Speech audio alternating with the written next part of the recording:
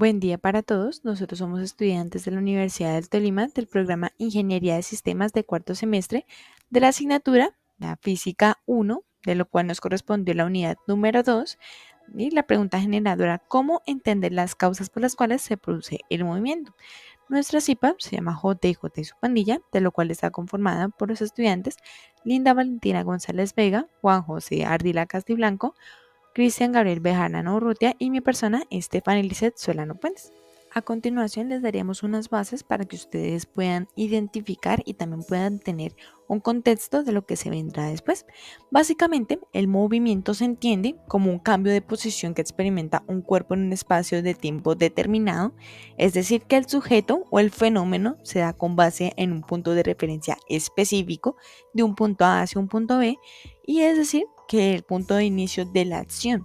En este caso, como podemos evidenciar en el GIF, el sujeto tiene una serie de movimientos, lo cual es impulsado desde la rampa, y con esto ya puede surgir diferentes tipos de variaciones, ya sea por medio de la aceleración, y al final también podemos ver algo o alguna explicación referente a la desaceleración que tiene el sujeto del mismo, es decir, una pausa que tiene este sujeto o este fenómeno para que pueda tener una pausa directa. Por otra parte, ya el movimiento ocurre cuando un objeto se desplaza desde un lugar a otro, es decir, desde el punto A hacia el punto B en el espacio, y que éste puede ocasionar el cambio de posición, ya que se registra a medida que pasa el tiempo. Para que se produzca un movimiento, es necesario que ocurra un cambio en la posición del objeto en relación con algún marco de referencia, o inclusive, también como estamos explicando en el GIF anterior, que este tenía diferentes tipos de movimiento, es decir, para que esa pueda tener algún marco de referencia, que en este caso está utilizando una rampa para que pueda acelerar o pueda tener algún cambio en ese movimiento específico. Para entender las causas por las cuales se produce el movimiento debemos conocer las leyes de Newton, que describen cómo las fuerzas actúan sobre los cuerpos y cómo estos responden a ellas. Las fuerzas son las responsables de cambiar el estado de movimiento o de reposo de los cuerpos, según la segunda ley de Newton. La primera ley de Newton establece que un cuerpo permanece en su estado de movimiento de reposo a menos que una fuerza externa lo altere. Y la tercera ley de Newton afirma que toda fuerza tiene una reacción igual y opuesta. Existen 4 tipos de fuerzas que actúan en la naturaleza y causan movimientos: las gravitacionales, las eléctricas, las magnéticas y nucleares. Las 3 imágenes representan las 3 leyes de Newton: las eléctricas, las magnéticas y nucleares. Las 3 imágenes representan las 3 leyes de Newton. Para estudiar el movimiento de los cuerpos podemos usar diferentes magnitudes físicas como la posición, la velocidad y la aceleración. La posición indica dónde se encuentra un cuerpo en un momento determinado. La velocidad indica qué tan rápido se mueve un cuerpo y en qué dirección. Y la aceleración indica cómo cambia la velocidad de un cuerpo con el tiempo. Ahora para continuar les hablar un poco sobre Isaac Newton, que fue una importante figura histórica, la cual podríamos recordar por el tema de la manzana. Él fue una importante figura que fue el primero en demostrar cómo las leyes naturales afectan a todo lo que nos rodea, al planeta y a los distintos cuerpos celestes. Y una de sus principales logros y contribuciones son las leyes de Newton, las tres famosas leyes: la ley de la gravitación universal, el cálculo infinitesimal, la óptica y la filosofía natural, entre otros. Ahora les hablaré un poco de algunos tipos de movimientos. Aquí podemos ver a los movimientos uniformes, el cual se encuentra el rectilíneo uniforme variado, que como su nombre lo indica, son movimientos en línea recta. Y dependiendo del que estamos hablando, se afecta de una manera u otra. También podremos encontrar el movimiento armónico simple, el cual lo podremos encontrar en sitios como podría ser un péndulo.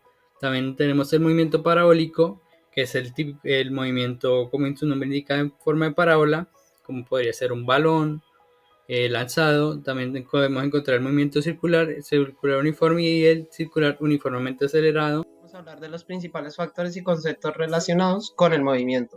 El primero va a ser la fuerza, el segundo es la inercia, el tercero la velocidad, el cuarto la aceleración, quinto la gravedad y por último vamos a hablar sobre la fricción.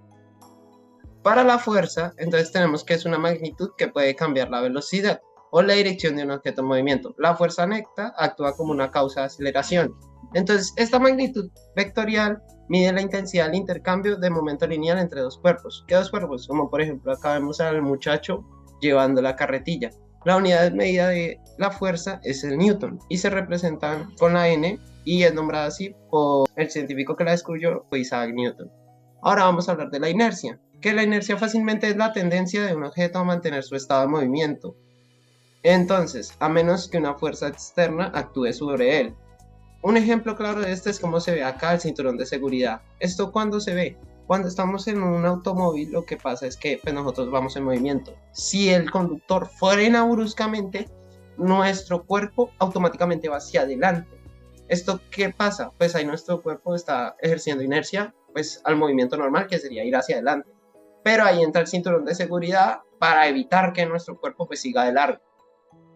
Luego sigue la velocidad. La velocidad fácilmente es la magnitud que expresa la relación entre el espacio recorrido por un objeto y el tiempo empleado para ello.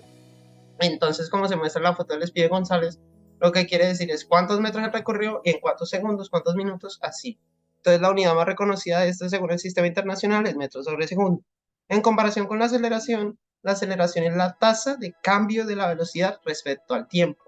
Esta puede ser positiva, significa que su velocidad aumentó, negativa, que su velocidad disminuyó, o cero, que significa que su velocidad es constante. Entonces, la aceleración depende un poquito de la velocidad.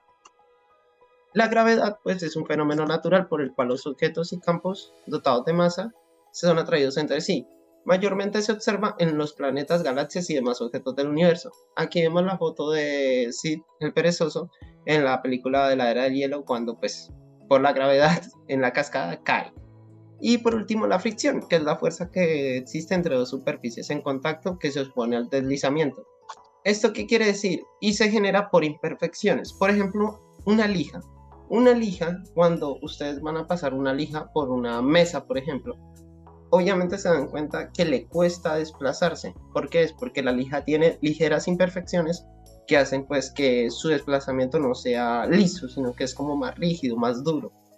Y eso sería todos los conceptos por hoy. Entonces, muchas gracias por ver el video. Ahora a continuación van a ver la webgrafía que usamos para explicar todos los temas anteriores. Y por aquí las referencias de las diferentes imágenes que utilizamos. Muchas gracias por su atención y espero que hayan aprendido mucho. Hasta luego.